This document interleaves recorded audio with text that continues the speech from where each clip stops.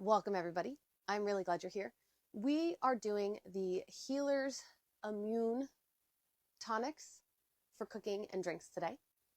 And I am really excited to do this live because one, Coach Kelsey does a lot of the kitchen lives. And so I'm excited to be in the kitchen this month. And then two, because what we're doing today isn't necessarily just recipes. What we're doing today is immunity boosting knowledge, understanding the history of things that we use today to help to support our immune system, and then how we can do things like supplementation and immune support in a way that isn't tedious and taking a bunch of vitamins all the time. So that's what we're going over today. We are reimagining supplements and immune support, not just as pills and powders and things that we outsource, but as things that we can make, use, and live within our own kitchen. So today we'll be DIYing our supplements. This is going to be through tonics, foods, and simple preparations. And then we're going to show you how it can support your body over time. So with that being said, we're going to dive in. So first and foremost, the big picture. So what are tonics? And where did they come from and what's the history behind them? Well, first things first, tonic, I'm using that word very broadly because technically there's a different type of word for every type of tonic combination you make, whether you use, and it depends on the base, depends on what you technically call it. But for the sake of just learning tonics for the first time ever, we're just going to say tonics today. So tonics are about preparation to use to support the body in multiple ways. This can be steady nourishment, this can be supplemental support, and this can be like early response when you notice first signs of imbalance, maybe like symptoms of getting sick. And this is flexible support. So you can use them in regular small amounts. You can use them seasonally or situationally, and when one or two symptoms first show up, or even after they've already begun to maybe help yourself recover quicker. Now, one of the reasons I really like tonics is because it's not overwhelming for the body in many ways, meaning because this is food, because this is natural, because we're getting it from the ground, it doesn't have some of those overwhelming effects that some of our vitamins can have in store that are made in warehouses. And I'd have to do a separate live to get into the details of that, but that's one of the reasons I enjoy doing them as well. I hate taking 20 billion vitamins in the morning. So being able to have, know I get my vitamin C through my ginger shot, and knowing I have antibacterial, antimicrobial things through the garlic that I'm fermenting. Those are different ways that I can get things without taking, like I said, those 20 vitamins in the morning. Now, going into a little bit of medicine versus non-medicine here. Now, when I say medicine, I mean like what the Western Hemisphere has deemed and defined as medicine. So we have in modern wellness, medicine, and then we have supplements and food.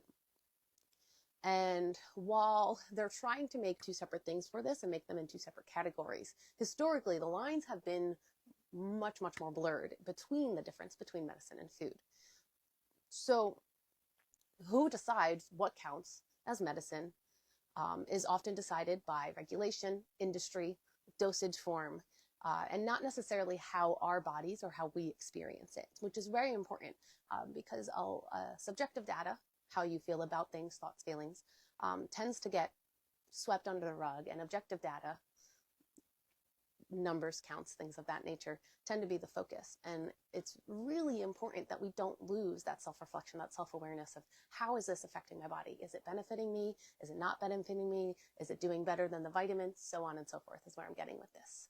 So a tonic doesn't just stop working because it doesn't have an FDA label on it. These things are safe. These things are things that you can do at home. These things are you can do in a kitchen jar. So with that being said, dosing, how much, how often, before we get into that. So for daily support, you can take them in small amounts. People typically recommend like 2 tablespoons as a dose, but you can mix them into drinks, mix them in the meals, which we're going to talk about more. You can take them straight like a shot. People like to do that as well.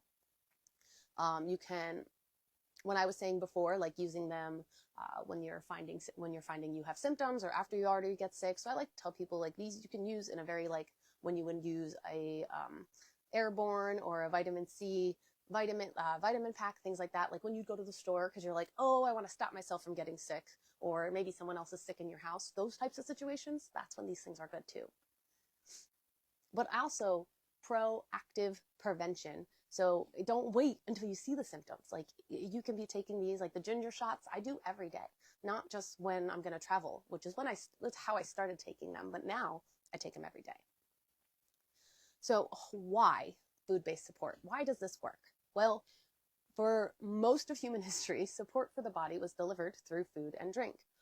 And kitchens functioned as apothecaries. Kitchens function as a place of preservation, whether it was with plants, roots, berries, honey, vinegar, fermentation. These are ancient ways that we use to extend nourishment across all seasons. And as well, this support, like I said, comes from reputation and the relationship you're creating with the tonics, not the stress and urgency and pressure to take them.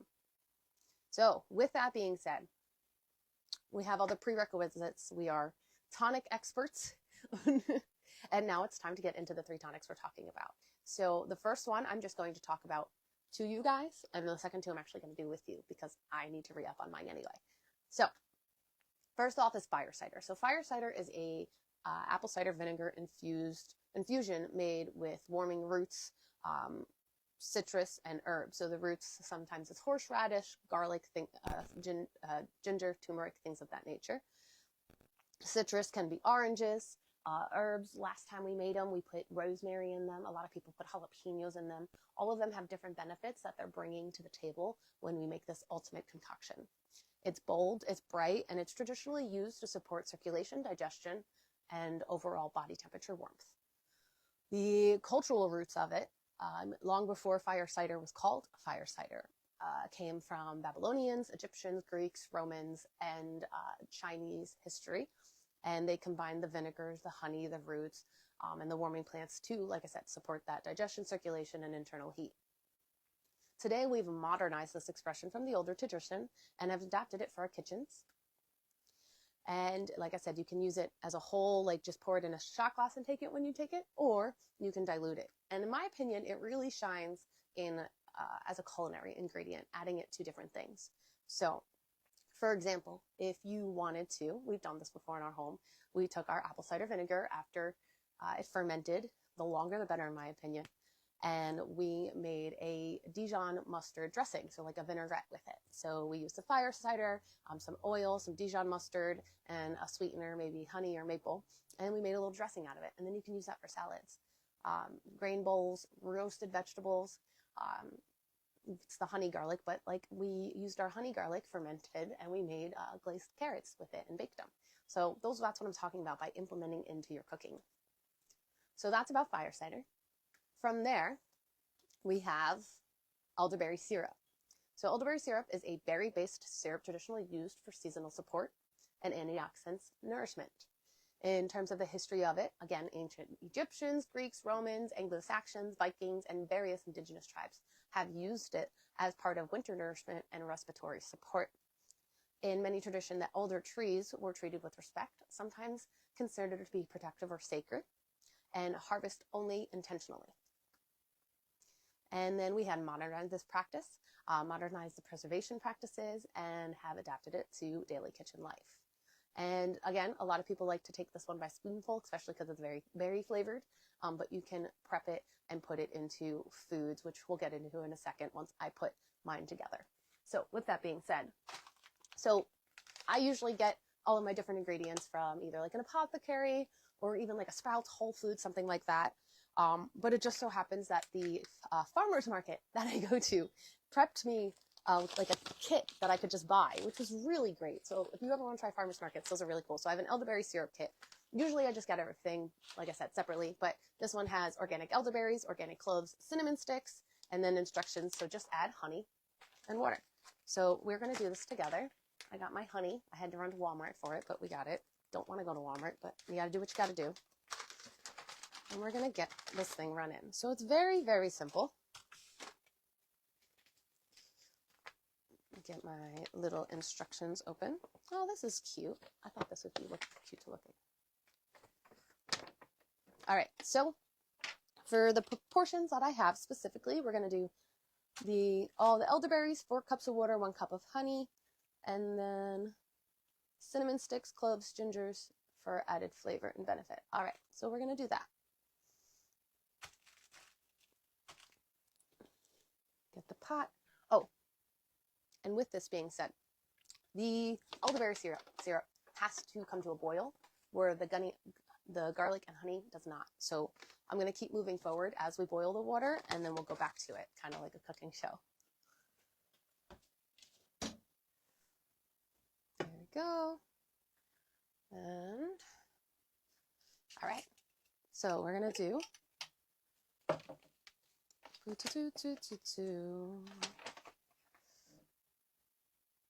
4 cups of water. So we got 2 cups here. 1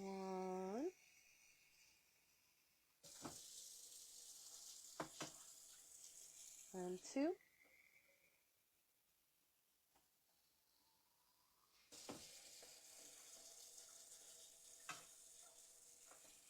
All right.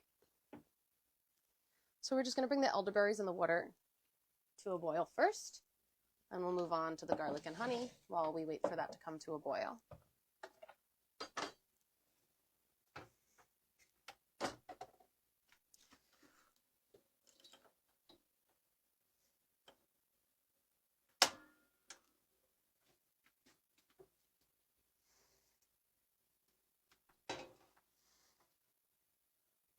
All right, give that a second. I'm going to put my hair in a little hair tie so it stays to the side. All right, so while we're waiting on that, before we move to the honey and garlic, so elderberry syrup, right? Things we can put it in. So some of my favorites, yogurt or dairy-free yogurt bowls. So you know how you make like a acai bowl or things like that? So you can drizzle the elderberry syrup, mix it in with the yogurt, and you get like a purple yogurt, which is really cool because, you know, who doesn't love the color purple? Then you can put some berries in it, some granola in it, and you have a sweetened elderberry yogurt bowl. You can also, I've seen people make mocktails out of it, or even some cocktails out of it if you wanted to, because it does have that berry taste. So I've seen like lemon elderberry cocktails, things of that nature is another way to use it. And you can also put it into protein shakes, again, like a berry protein shake. Those are different ways you can use the elderberry syrup once it's made. All right, so from there, moving to the fermented honey and garlic. So all this is fresh garlic submerged in raw honey, and we allow the fermentation to happen slow over time. Like I said, the longer the better, and as long as you do it right, it'll last for quite some time. Usually I have mine last about a year, and then by the time it's done, it's time to make it again.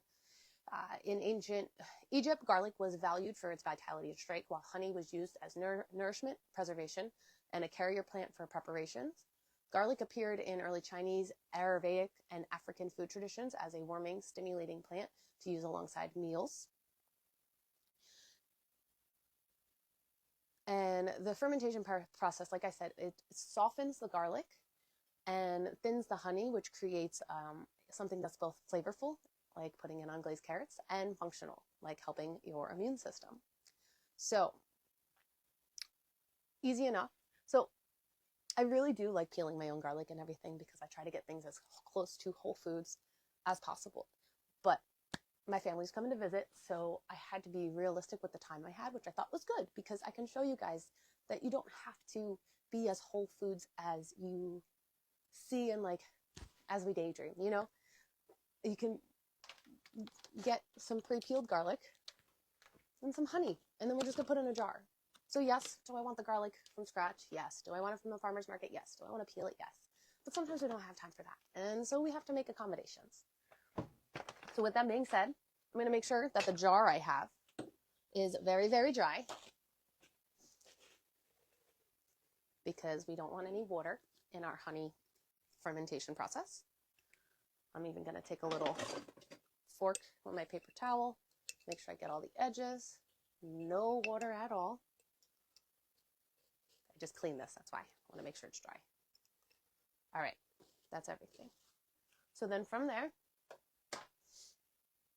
simple enough. Take the garlic.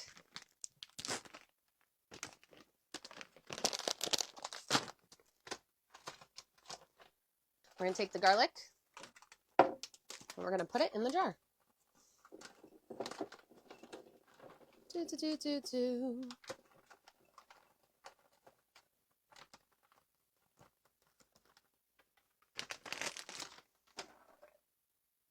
Exhibit A. And then we're going to take the honey. Everyone's like, how much honey, how much garlic? Doesn't matter. Fill the garlic up. Make sure the honey covers the garlic. That's it. Simple. And when it comes to honey, you just want to make sure it's raw. And my preference is always organic, but if you can't get organic, whether it's because you don't have access to it or you don't have funds to it, that's completely okay. You can just get the raw, unfiltered, non-organic. So then from there, just gonna pour it over. Give it a second so it can fill between all the cracks. So right now it's gonna fill all these air bubbles in. You see it dropping down. It's gonna keep releasing air bubbles. And we're just gonna keep taking a little time. Pour some in, let it fall, pour more in, so on and so forth. There you go.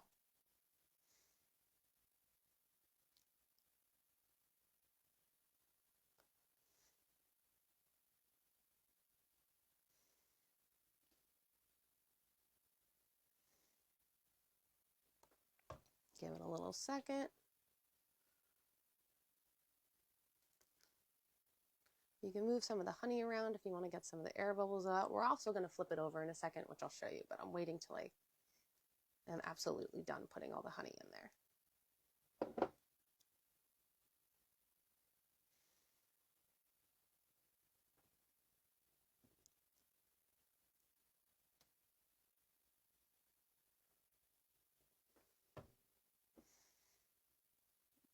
Working our way through. Doing good, guys. Almost there, I'd say. All right, I'm going to add a little bit more.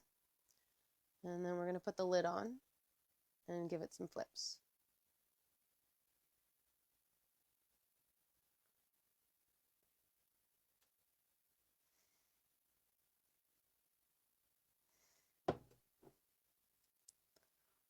All right, so we're going to make sure there's no stickiness on the outside or anything like that. Put the lid all the way on for now. Flip it over. And that's going to let the garlic come down so that the honey can go up and get through all those little cracks that we didn't get to yet. There we go. So as you can see, not all the garlic's still covered. So we still want to add just a little bit more.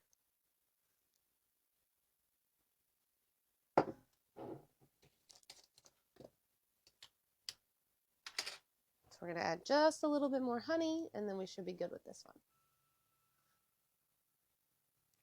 Good.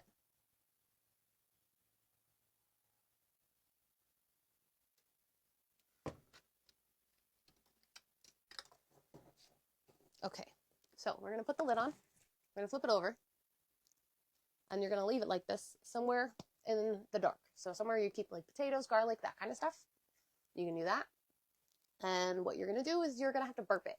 So every once in a while, you're going to open it and then flip it back over. And you're like burping your baby. So maybe like once a week, I'd say do that. That's what I do. And then eventually, stay here. I feel like a cooking show now because I haven't done one. I can show you. So this one is actually almost exactly a year old. I made this on January 24th, 2025. So it's almost done. You can see how thin the honey is, like I was talking about. And then, oh, this is good. It's sealed. That's a good thing. Yeah, we want that. Oh my gosh, it smells so good. Okay, so I'm going to show you what the garlic looks like so you can see what it looks like completely done. So this is what it looks like. They're very good. Like, Oh, so good. So this is a finished product. This is about a year old. Now, a lot of people get concerned about the fermentation process. We get intimidated by it. They're like, oh, I don't want to give myself a stomach ache. I don't want to, mold, all that stuff. Totally understandable. In my experience, being a nutritionist and also loving herbalism and working with it for the past 5 years, if something goes wrong, you will know. And what I mean by that is, it's not some like hidden bacteria that you're not going to see. If something goes wrong, the whole jar is going to be like green inside of it. Like, you're going to know. So, and that does happen occasionally. And that's because, like I said, water gets in there or air gets in there, whatever it may be. So I just want to address those concerns for those who had them. Now, with that being said, that is our honey and our garlic. Super simple. You're going to keep it this way and then wait about 4 to 8 weeks, and then you'll have your honey garlic. All right. So on that note, we are going to move back to our elderberry syrup because our water is boiling. So we're going to add the elderberries now that our water is boiling, and the additional spices as desired. They're all mixed in.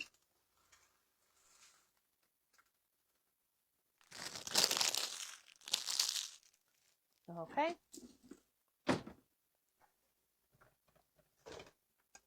There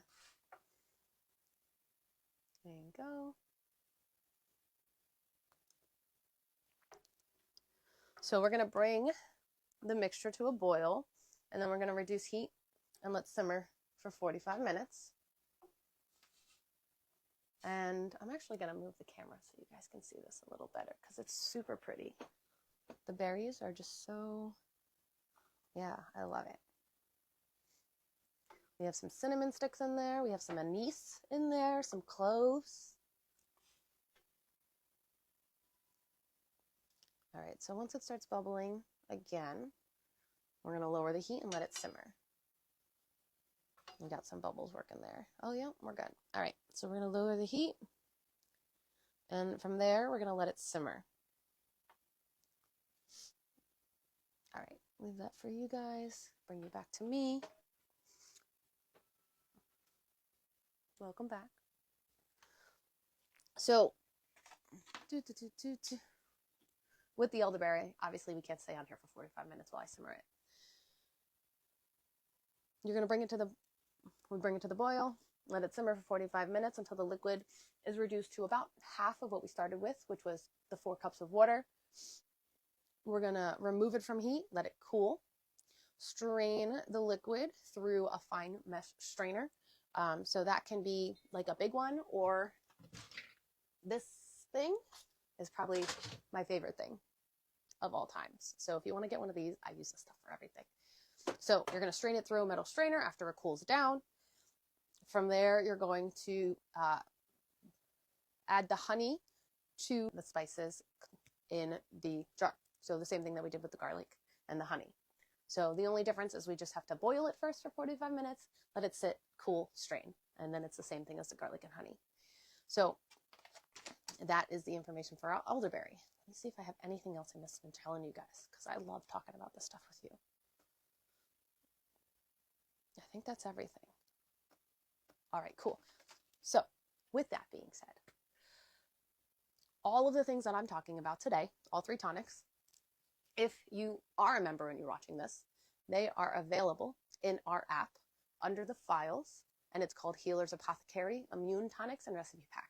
And so it gives you all 3 tonics, the ingredients, the instructions on how to do it and everything. And then it gives you 5 recipes to use each of the 3 tonics, so 15 recipes in total with. And it has desserts in there, it has dressings in there, shakes in there, mocktails, shots, teas. So it has a whole bunch of information for you guys, for those who are members. For those of you who aren't members and you're like, well, that sounds kind of cool. If you want to become members, you can go to fantasyfitness.co, not .com, .co. And then you can get information on our Legends Nexus app memberships. And from that, see, what else? All right, so tonics aren't about trends or quick fixes. It's like my final thoughts. It's about reclaiming the idea that food can be steady, intelligent support to us. One batch, one recipe, and one small rhythm at a time, because we don't have to do everything perfectly, everything holistically, everything organically, everything however you want to, whatever your goals are for like how you want to live your life. We can't do it all at once. We can't change all of the ingredients in our kitchen and just do it at once. So my recommendation is just do it one batch at a time, one recipe at a time, one interchange at a time, because that's one, less overwhelm, and two, you're more likely to succeed. And three, you can learn along the way. And then from that one batch, you try a new batch next time. But I think that's all I got to say with you guys. It's been about 30 minutes, so my time is up. I hope you guys have a wonderful rest of your week. And thank you for being here and sharing this space with me. I'll see you later.